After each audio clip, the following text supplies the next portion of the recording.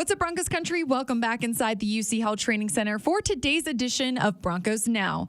Team reporter and host Sydney Jones here. And coming up on this episode, we'll hear from quarterback Russell Wilson, head coach Nathaniel Hackett, and safety Kareem Jackson as they spoke to the media today. Plus, I'll have an injury update, and Phil Milani joins the show to discuss some of the top storylines surrounding the team. All that and more coming up.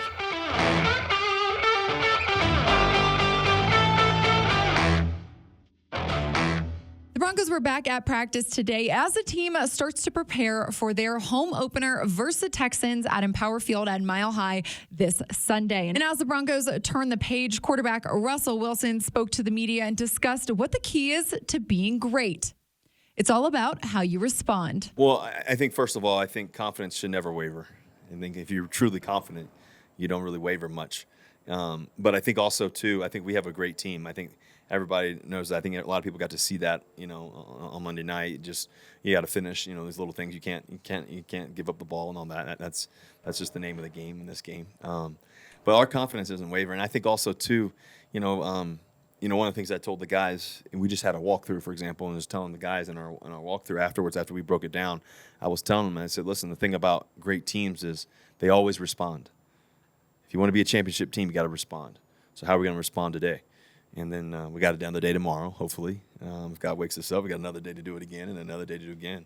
And so it's all about response. It's all about attitude. It's all about mentality, language, staying focused on the task. And the biggest news surrounding the team today is that safety Justin Simmons was placed on injured reserve and will miss at least 4 weeks. Coach Hackett said that Simmons suffered a quad injury on Monday night in Seattle. He's a competitor. I mean, he's one of those guys. I mean, he played the whole game with it. I mean, I got so much respect for him just as a person and as a player. Safety Kareem Jackson also spoke on Simmons' injury and discussed how hard it will be to replace him. I mean, it's hard to replace a guy like Justin Simmons. What he does for our defense, what he does in the locker room is for this team with his leadership. I mean, it's tough, I'm sure everybody in the community knows what type of guy he is on and off the field. But it's, for us, we kind of pride ourselves on having, the next guy available ready.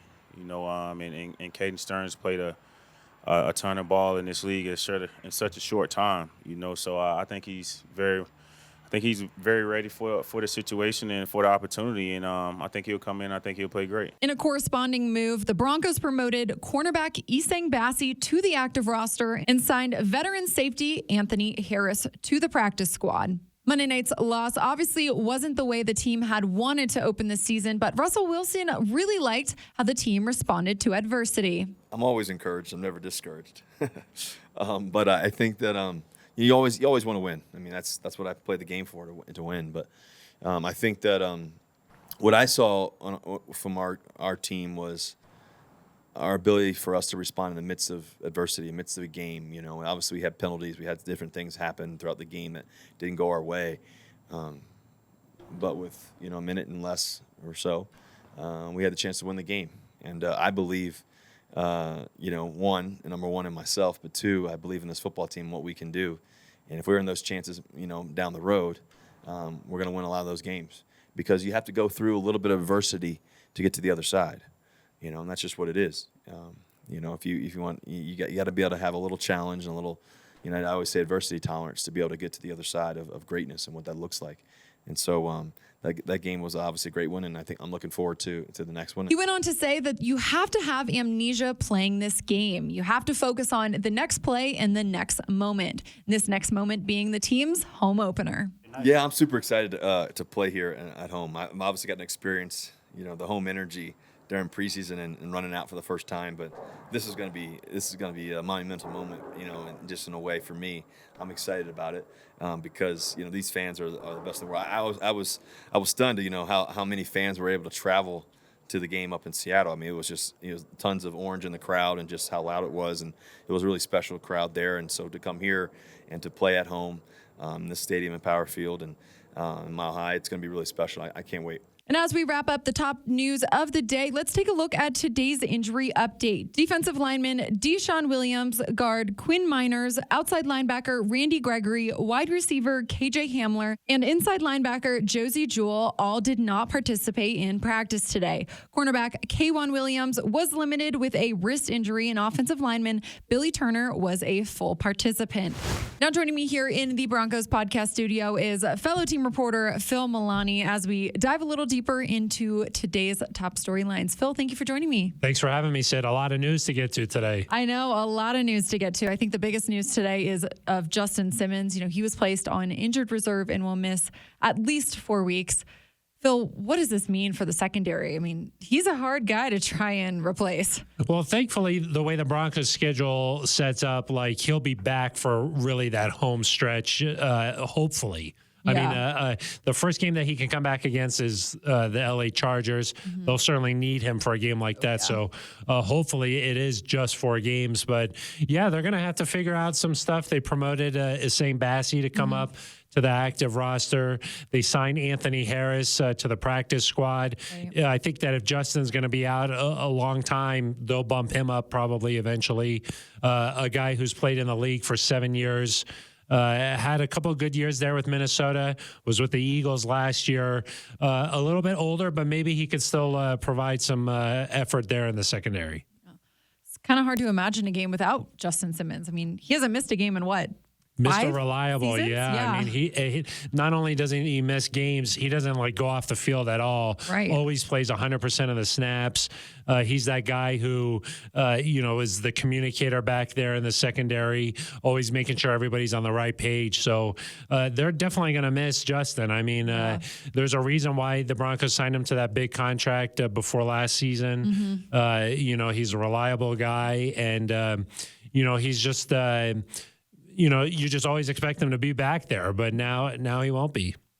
Yep, unfortunate news. Coach Hackett also announced today that guard Quinn Miners will miss some time due to a hamstring injury that he suffered versus the Seahawks. We did see Graham Glasgow come in and play in his absence. And we also heard today that Billy Turner was a full participant at practice. We've heard time and time and again from Coach Hackett just how versatile Billy is on the line. So, I mean, that's got to be good timing, isn't it? Yeah, most definitely. I mean, they want Billy Turner to be back there. But Russell Wilson was asked about how the offensive line looked earlier today, and he said that they played great. Yeah. And I think that, of course, your quarterback is always going to support his offensive line. But there were times where the pass pro broke down. Russell Wilson took a couple of big hits in that game. Obviously, the most notable play probably is when Javonte Williams fumbled there. Yeah. It was so loud at Lumen Field that not everybody got the audible in that situation. It was originally going to be a run. Russell Wilson tried to change, or it was originally going to be a pass. Then Russell Wilson tried to change the play to a run. Graham Glasgow did not hear that, dropped back into his pass pro set, and of course, ended up going backwards into Javonte. So, this is one of the things about how the offensive line, they didn't really play together as a whole unit. Yeah. They didn't really gel together because, Nathaniel Hackett understandably wanted some of that versatility there. But I do think that the more that they play together, the better they're going to get. But definitely some things that they will want to work on. As a whole team has said a lot this week that there's a lot of stuff they want to correct as they turn the page to the Texans. Absolutely.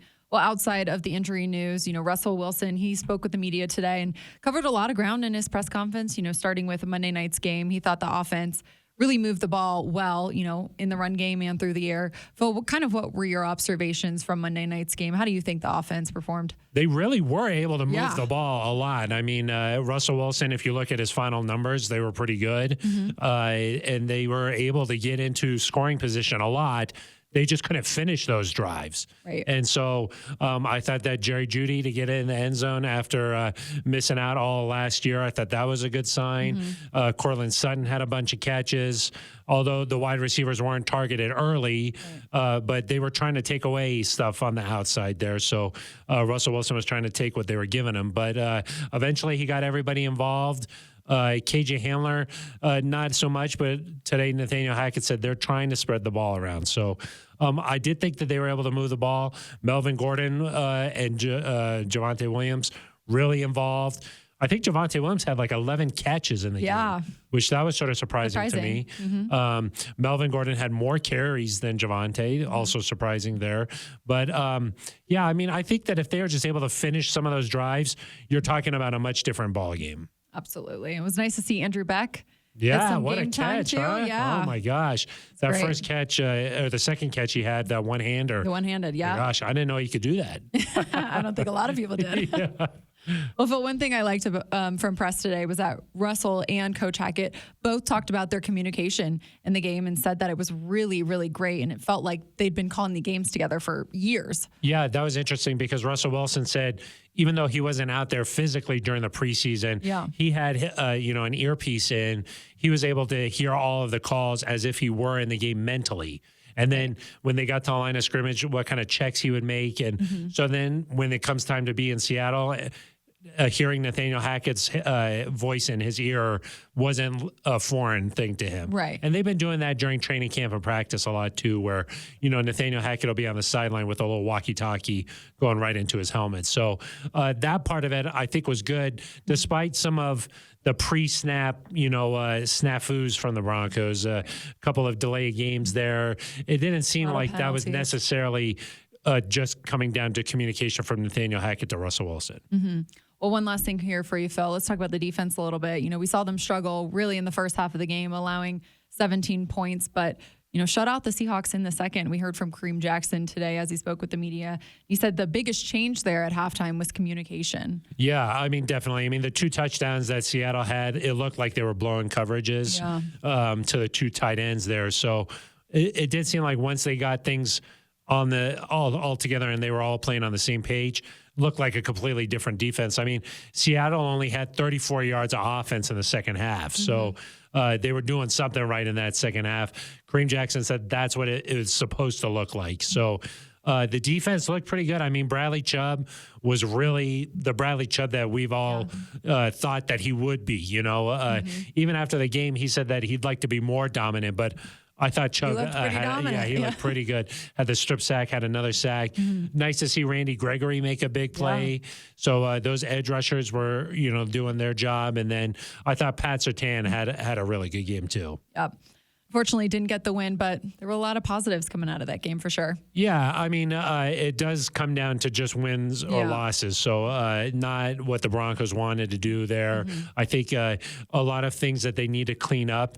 Easier to clean up those mistakes after a win. Right. So the loss, sort of a negative taste in your mouth, but the nice thing is that it's a short week. Yep. The Broncos had Thursday off, but they're right back to work here on Wednesday. And now they can try and get after this Texans team. But Sydney, this is kind of like a must-win at this point, as crazy as that sounds. But you can't start 0-2 in the league, and especially with this division and how the schedule gets later on in the year. Right. You have to win these games that you're supposed to win. And I think that the Broncos, they're going to be favored in this game. They are favored in this game, so they need to take care of business. Well, they will look to get that win at the home opener this Sunday. Yeah, it should be rocking. I mean, I think fans want to see Russ. Even after the loss, there's a lot of excitement. There's a lot of things that fans should be really pumped up about. So definitely. Well, Phil, looking forward to it. Appreciate your time. Thank you, Sid. Appreciate it. And we're back in the locker room today before practice and caught up with a few players. Safety Caden Stearns discussed his mindset if he gets called upon to play in Simmons' place. And tight end and fullback Andrew Beck spoke on Monday night's game and how Russell Wilson is leading the team. Just him and the communication between him and K-Jack. Just a lot of small talk, but I find myself pretty smart out there as far as IQ-wise, so I plan to do the same thing. Like I said, with a guy like that going out, you got to make sure you're on your P's and Q's to replace him, so to make sure there's no fall-off. So. He's the leader everybody knows that he is, so he knows that we don't need to hit the panic button yet. There's a couple things that we can fix, and we'll be just fine. So, hearing that from him obviously builds confidence in us a little bit that we're still in a good spot.